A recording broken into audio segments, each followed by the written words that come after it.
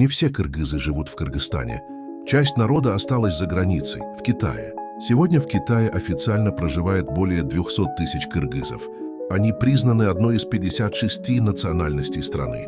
Большинство живет в Синьцзян-Уйгурском автономном районе, в Кызылсуу Кыргызском автономном округе со столицей в городе Артуш. Почему они там оказались? Исторически кыргызские земли простирались далеко за современные границы. После распада кыргызского каганата, переселений, войн и изменений границ часть родов осталась в Восточном Туркестане.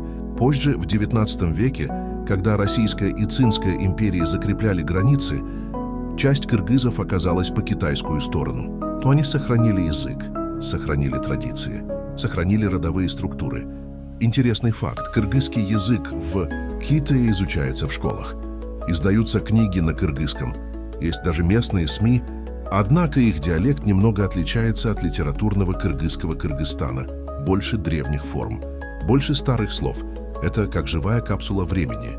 Сегодня кыргызы Китая – это часть одного народа, разделенного границами, но связанного историей.